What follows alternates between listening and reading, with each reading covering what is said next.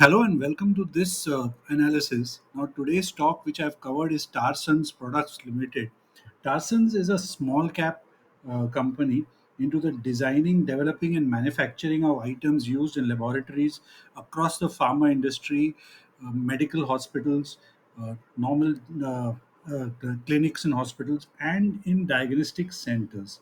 It came out with an IPO in the year 2020 when it got listed. The IPO size was 150 crores.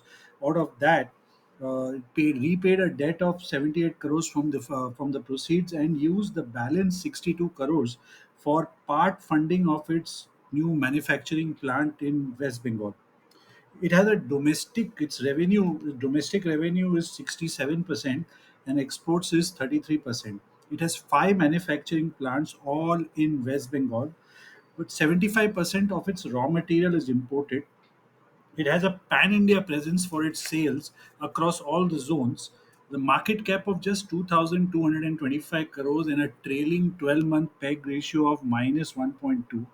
The promoters hold 47.31%. FIIs hold 8.16%, which is quite large for a small cap stock.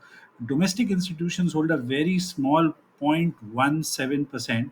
Public holding is at 44.36%, but out of this 44.36%, the non-promoter large shareholding is Clean Vision Investment Holdings Private Limited, which is holding 23.42% shares. So 50% of the more than 50% of the public holding is being held by that uh, company, and the other non-promoter large holder is Plutus Wealth Management, which holds 4.93%.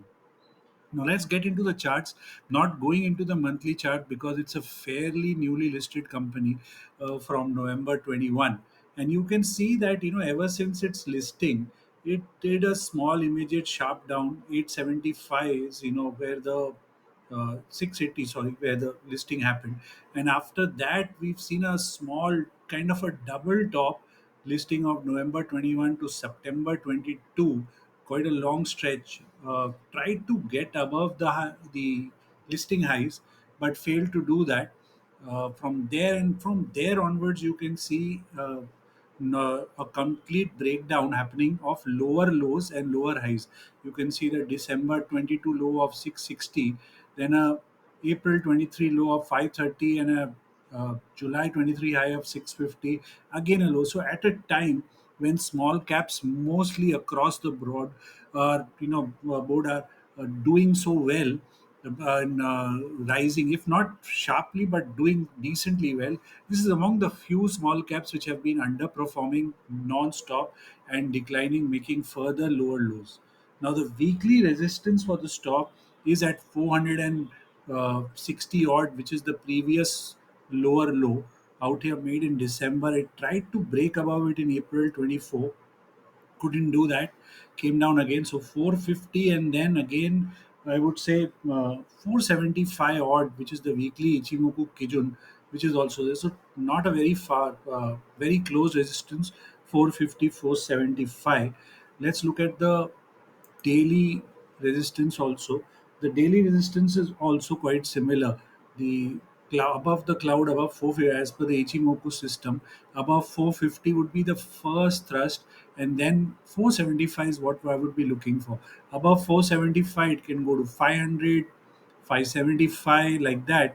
And even if you look at the weekly charts, uh, the next major resistance 575, and then a big one near 650 to 675 to 700, which would then mean that the stock, yes, is more and more thing. But the first and foremost would be that we would like to see the stock break this lower low, lower high trend. That would get some money into the system. Smart money would like to buy the stock only then, and look for a reversal, because until then we don't have a kind of a bottom formation confirmation in the stock. Nothing is there right now in terms of pattern, and even Ichimoku is still in the downward trajectory. The support in the daily, it's at the support of 410. If this does not hold, next support is 390. Now in the weekly time frame, I have spotted a possibility that if the decline in the stock continues to happen, if we see continuous further decline, then a bullish ABCD harmonic pattern could stop this fall near 365, 370 odd levels, and then look for a turn. So two levels where I would be looking at this stop for a turnaround, either near 360, 70, or the earliest I would be looking at it is above 475, where it would break the jinx. If it doesn't fall now and goes up of the lower low, lower high pattern which it has been making, which could then gradually, as it gets stronger above 500, more and more investors would be then looking at this stock for strong potential upside in the making in that way. So, a disclaimer, this is not a trading advice or investing advice. This is purely an educational video based on the study of Ichimoku and harmonic trading patterns. Kindly do your study properly before taking an investment decision or a trading one. And also, please do like this video, share it, and do follow me for regular updates on stocks. With that, I end this video. Happy investing, everyone.